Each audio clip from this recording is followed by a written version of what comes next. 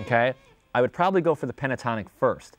But what I did and how I think is I always relate everything to the pentatonic scale. So in that, the relative major of A minor is C major. So for me, this relationship right here, A, C, is what I base everything off of. So A minor. I can also play C major over anything that is A minor. So the notes of A minor are the exact same as the notes of C major. So how I view this is it's just another fingering for the same scale. So that's how I view modes. Now a lot of jazz guys will do, Mixolydian's a flatted seventh and all this. I view it very simplistically because I don't play hardcore jazz where I have to move the changes around. I view it as one key all the time. So if it's A minor, I view it as C major, and I can run through my modes like that. If it's C major, I play C major.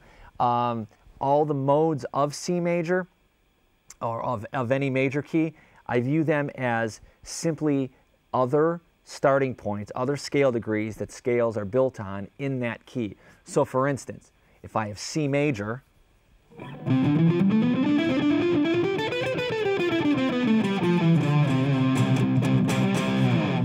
I know that my Mixolydian is going to be starting on G, and that sounds like this.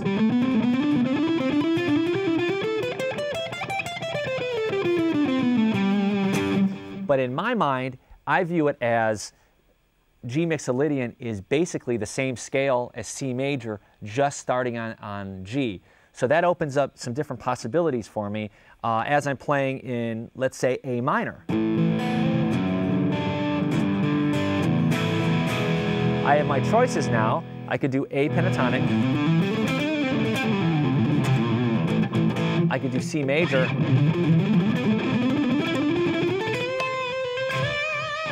Or I can do any of the modes in C major.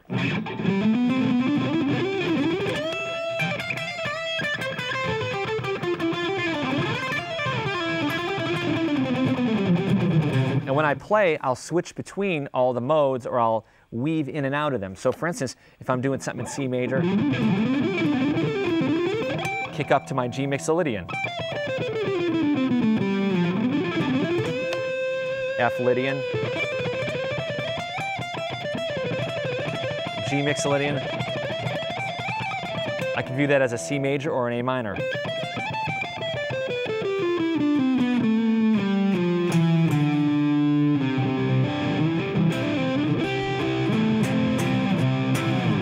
So everything is always related to the major scale for me. So I never have to think, I don't have separate modes or separate systems for a minor progression or a major progression. I always relate minor to major, relative major and minor, and then I'll use all those scales or modes that work in that. So that's how I view it. And it seems to work well for me, and I like to keep things very simple. So when I'm playing, I'm actually just expressing and kind of just going for it rather than thinking a lot of numbers and everything like that. So it's a simplistic approach, but it works for me.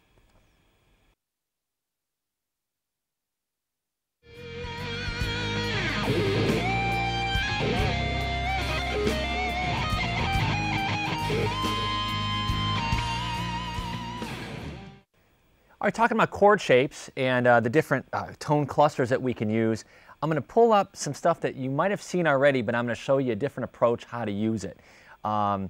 If we took some shapes, let's say A minor, and we took a shape like this. Let's do another shape. And do the octave of the first. So again, slowly.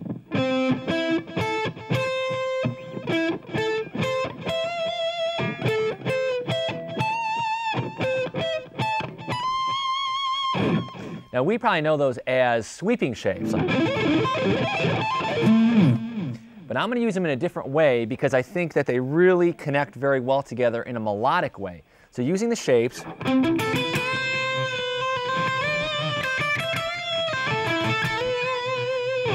And what we're doing is we're going up and down those shapes.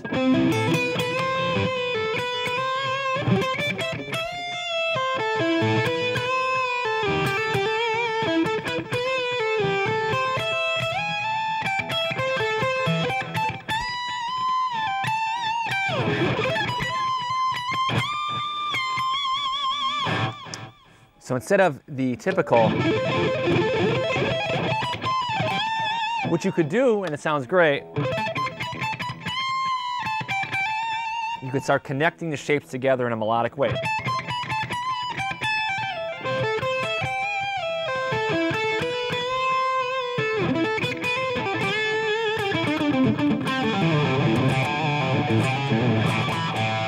Now this probably brings me to the next topic that ties right in, which is stretching. Stretching is one of the most important soulful things that we do as guitar players. A lot of times it's very overlooked, especially my favorite, which is called the half step.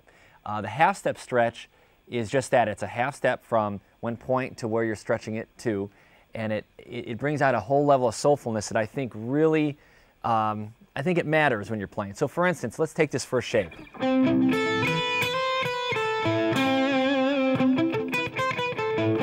So instead of going, which is we're playing right out of the blues box, if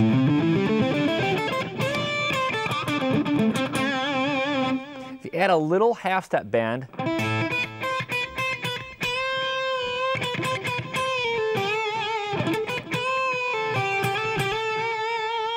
adds a little element. So check this one out.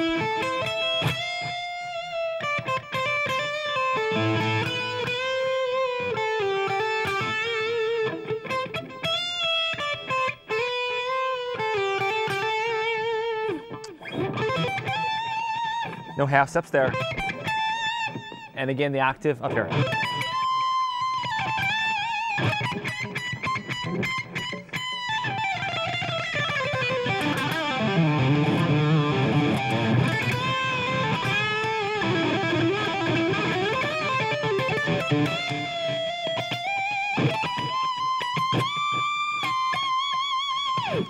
I think half step bends really make a difference. Now, if we look at them in a major context, we have, let's take an E major chord. E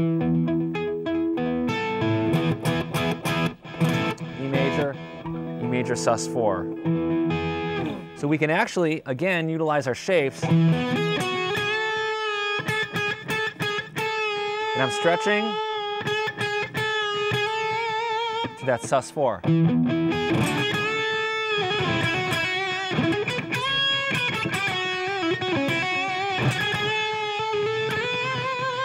Okay. Now, one thing that I'll always do that I think really brings out the half step bend is, let's take this shape that we talked about earlier.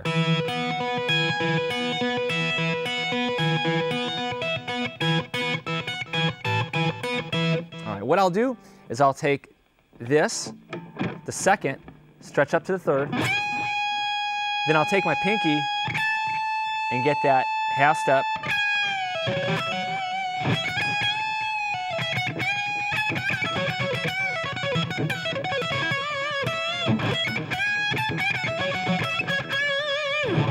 So I think it adds a nice little element to.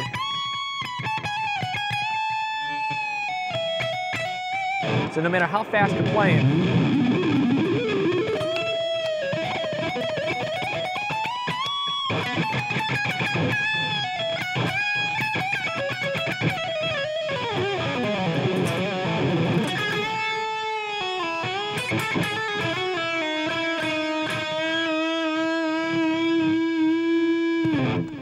that's the beautiful thing about stretches, and specifically half-step stretches, is no matter how fast you're playing, no matter what you're doing technique-wise, it's always a good landing point. So.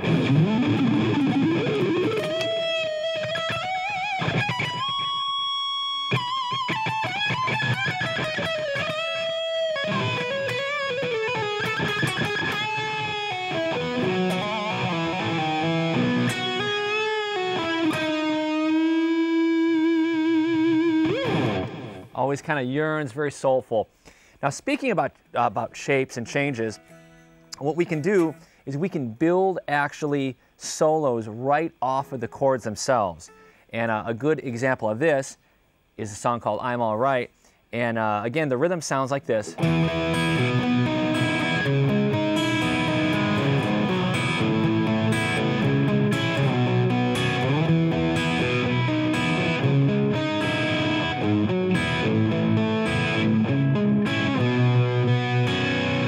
So now I was trying to come up for a melody for that.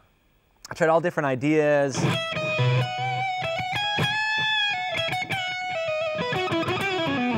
Everything I tried, and really all of it just sounded like I was just a guitar player just playing some scales over it instead of actually really diving in and playing something melodic. So my approach was then, I really like the chord progression. So what could I do to accent that? Well, what I did is I actually played the chord progression, but I arpeggiated it in individual notes. And that's talking about our little skeleton chords again. So the second chord was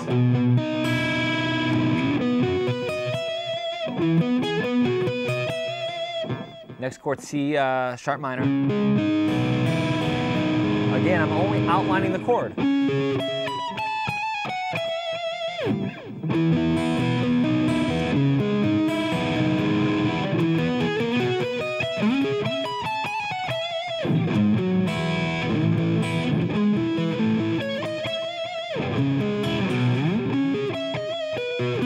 And just repeats.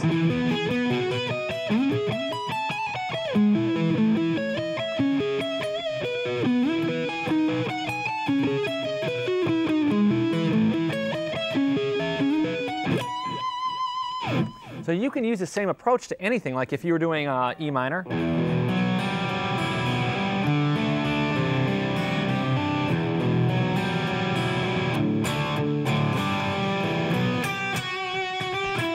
Now you don't have to follow the chord exactly in time and in rhythm. You can use the chord outline to just add some spice to it.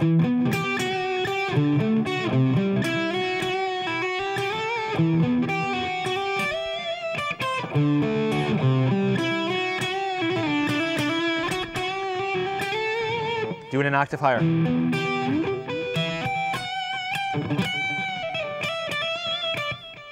And that's the beauty of it all.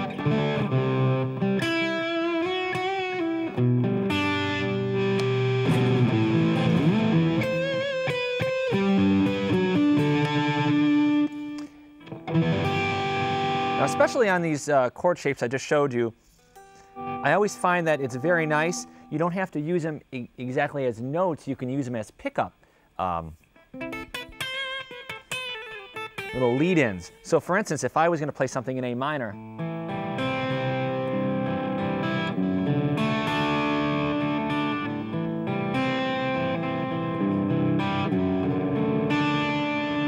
do something like this.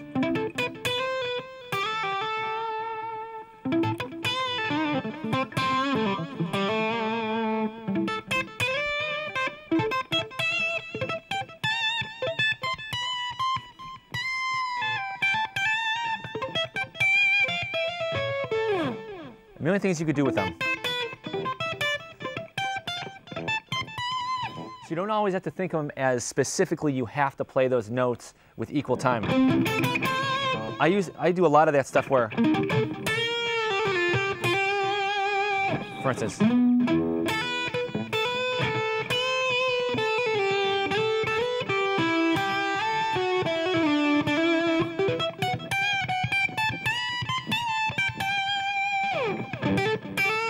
so do a lot of rakes like that.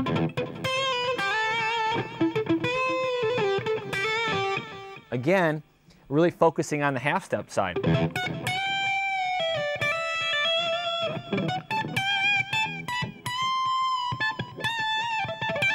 And all I'm doing is tying shapes together. For instance, E minor.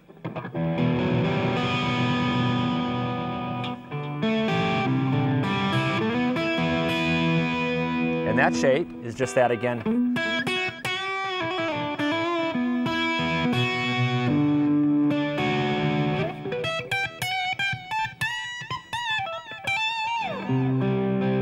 That riff right there, again, that little half step.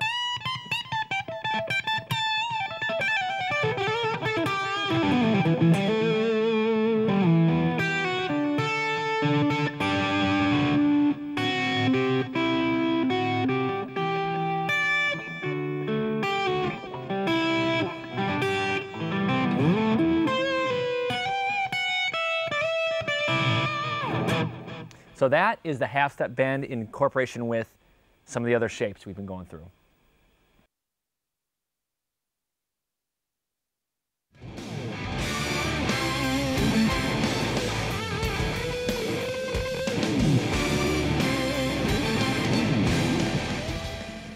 Probably the most important thing that differentiates one guitar player from the other is something that really we never practice. I don't even know if you should practice it, but it's something that you should be aware of, and I can show you how I kind of tune it in. It's called vibrato, and vibrato is obviously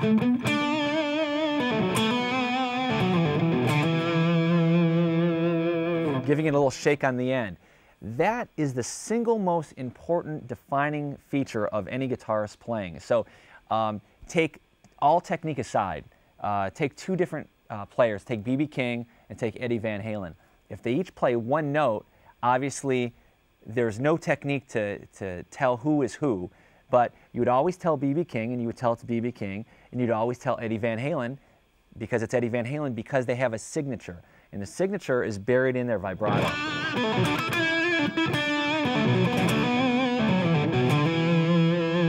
Now my vibrato is pretty slow.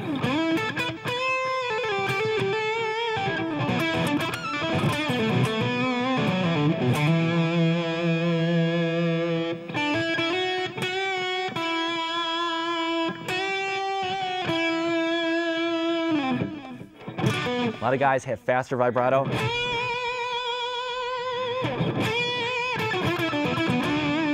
I always personally like John Sykes' vibrato. It's almost like a half-step bend.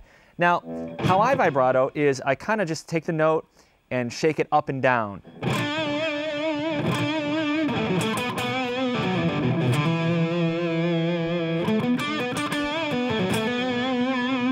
Really kind of, it depends on what string I'm on. So if I'm on the upper, or you would say the lower strings, I would stretch it downward first.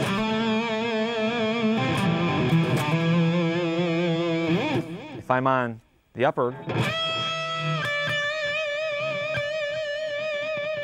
but it's all about control when you're talking about vibrato.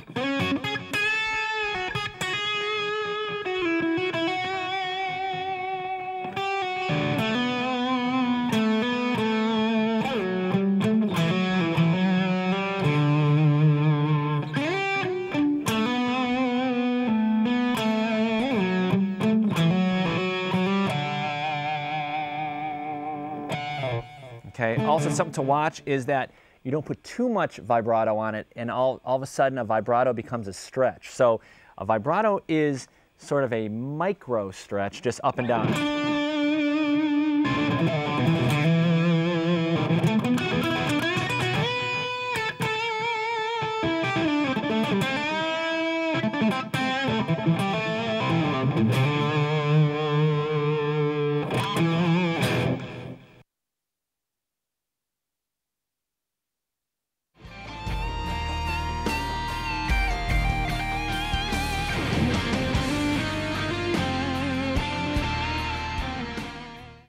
All right, speaking about some of the picking techniques I have, as far as string skipping goes, I do have a few favorite riffs that I do bring out every now and then. One is for pentatonic, actually, which is, it always sounds better with a wah, but I'll do it with a wah first, and then I'll back it up.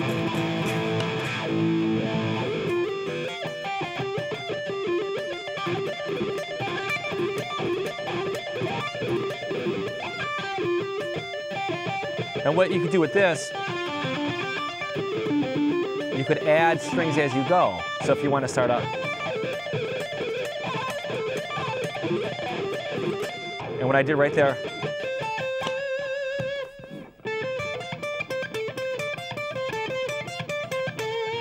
or you could then go down a string, or you could pick up another string in addition to it.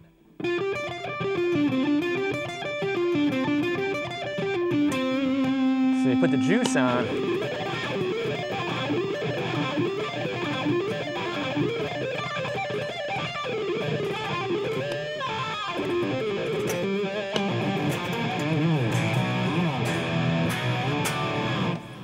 Also something, let's say we're in D,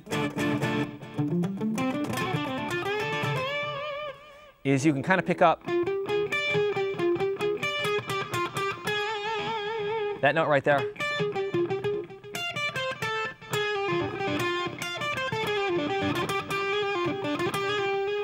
The little passing tone, and I always love the sound of that, especially in pentatonic, something like that, or this.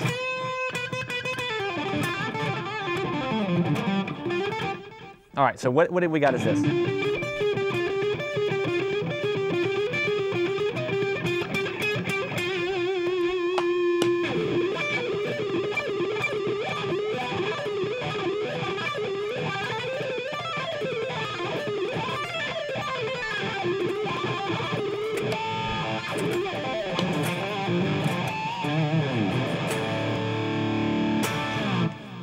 Also, something is you could just outline chords. Now you can do it 3 notes.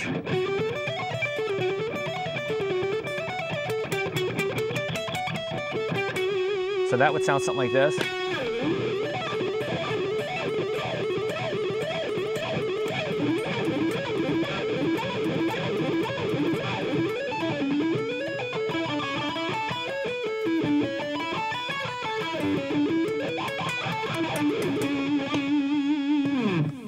You can also, anytime it's string skipping, I always think the wah sounds good on it. So anytime I string skip, that wah goes on. I think it fills it out really nice. Also, you could thin that out a little bit. Instead of 3 notes per string, you could do 2 notes a string. So what you have is something like this.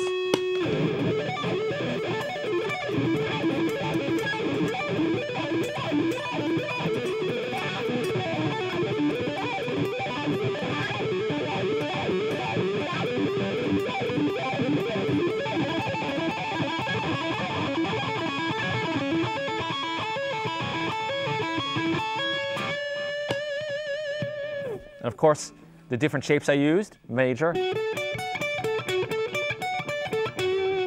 minor, major again, I'm sorry, minor,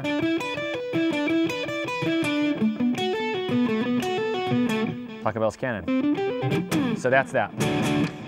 String skipping, that's what I do on it.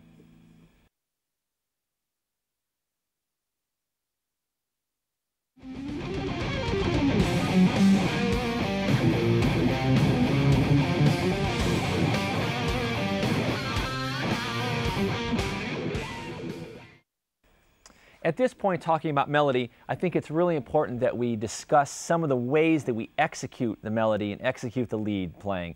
So in other words, how do we play it and how do we get different tones out of the melodies and chords that we're playing?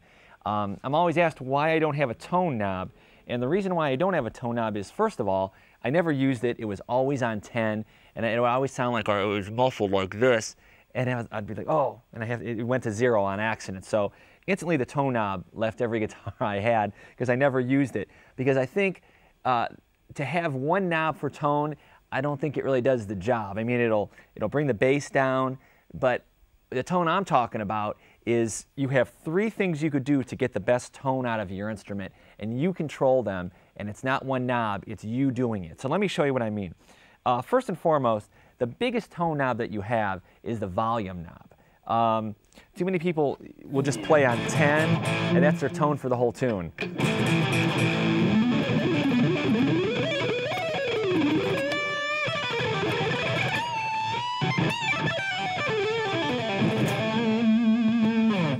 But you go from blazing fast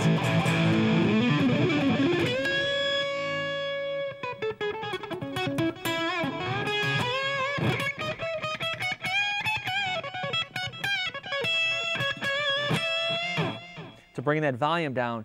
The guitar sounds totally different than if you just left it at one volume the whole time. So this is your first tone knob. The second tone knob is your fingers versus the pick. And let me talk about this for a second, because I think something sounds very different from when you use the pick.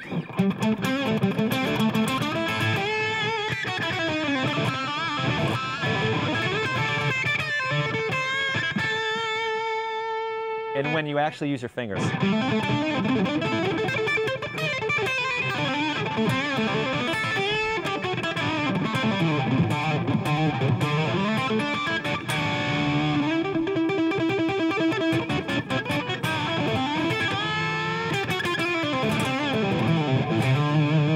So big difference between this and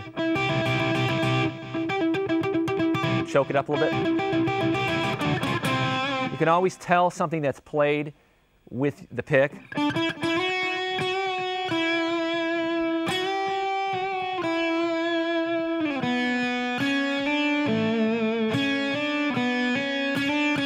Or the fingers.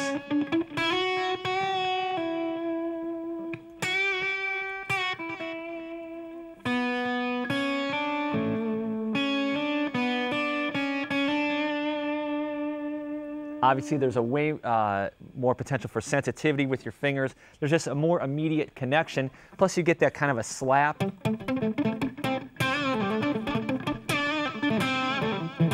Incorporate that with some palm muting.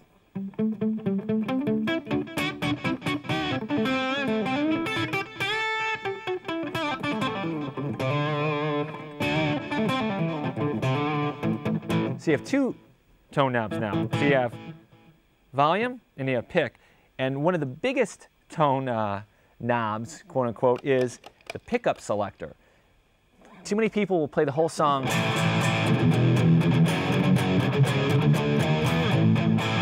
Okay?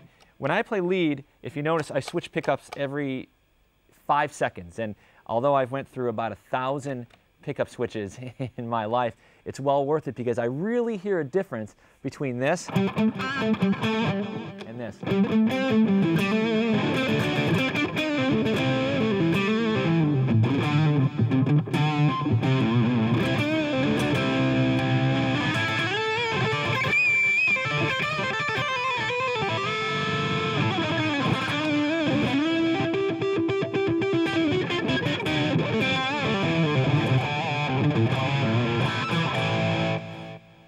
Now, I've been doing it so long that sometimes I don't even know that I'm switching the pickup. I know that when I want something very staccato, very biting, really want it to cut through, I'm going to use this back pickup.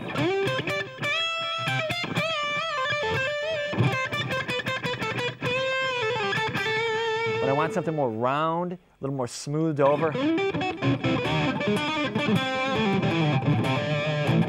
I'll use it. You'll notice when I go to anything fast, I'll use the neck pickup simply because I want it to really sound warm and round and kind of flow together, very legato-esque. Whereas if I'm going to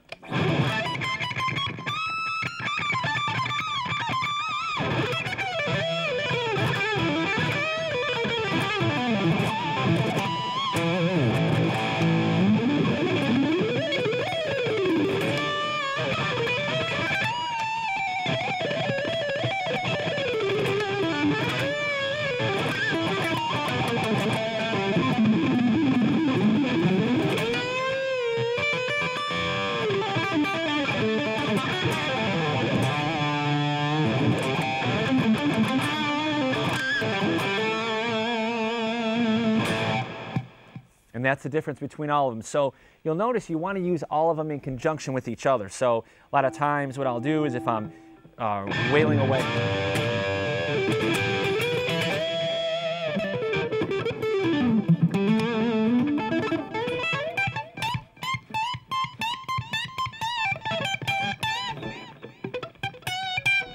Again, what we were talking about. Kind of raking up to the note.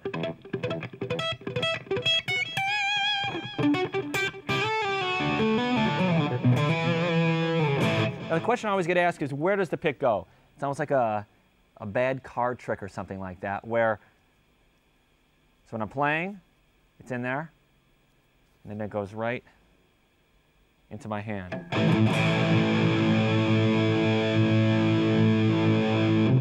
Now you see it? No, you don't.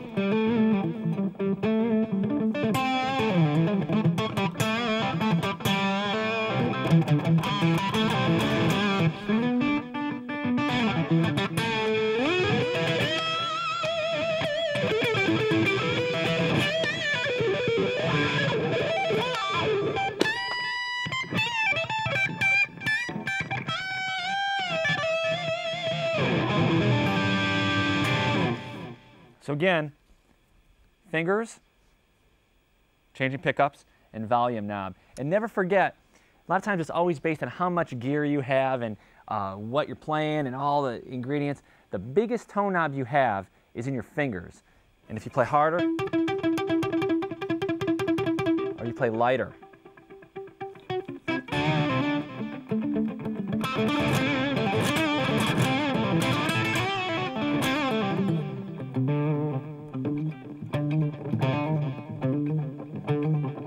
the guitar is one of the most expressive instruments in the world.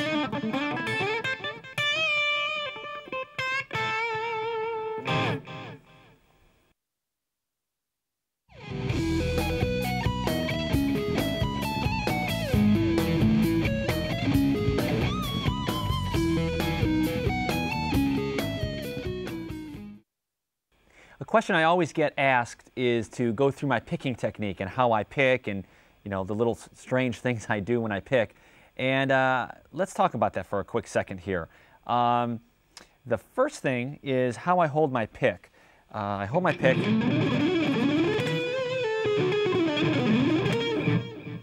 Hold it something like this.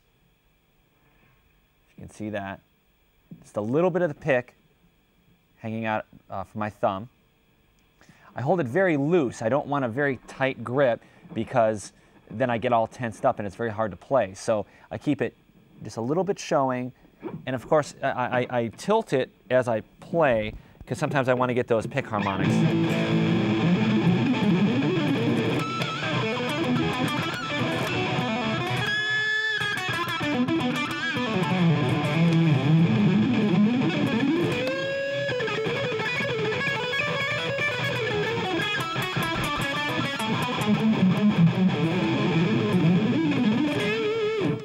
Also, something about my picking technique is everyone has a certain way that they like to pick that works best for them. So I'm not saying that my way is the best. I'm saying my way works for me.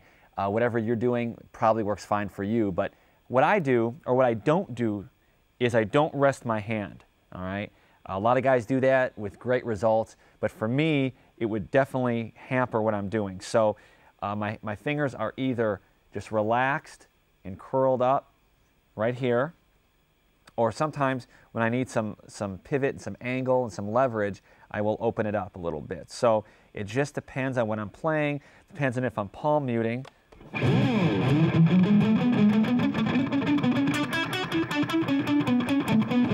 lot of times if I'm palm muting, I'll open it up. When I go into like burn mode,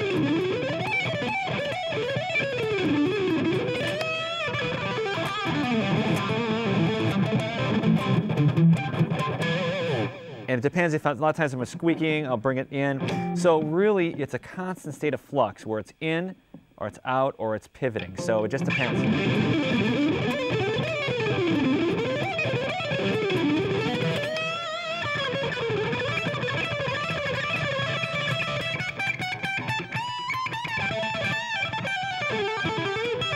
Or it's holding the pick.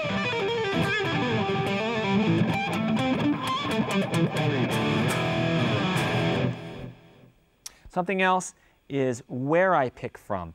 I pick from the wrist, not necessarily anything else. So again, different guys, they'll use circular motions with their thumb. That's great. For me, it does not work at all. I've tried it, it doesn't work. Also, a lot of times people will use from their elbow as a pivot. I don't use from my elbow as a pivot because then that's incorporating your forearm into everything, and that's a lot of real estate to be running this little pick. So also it will, I'll tense up if I use too much forearm. So everything comes right from the wrist. It's as if I had a pivot in my wrist, okay?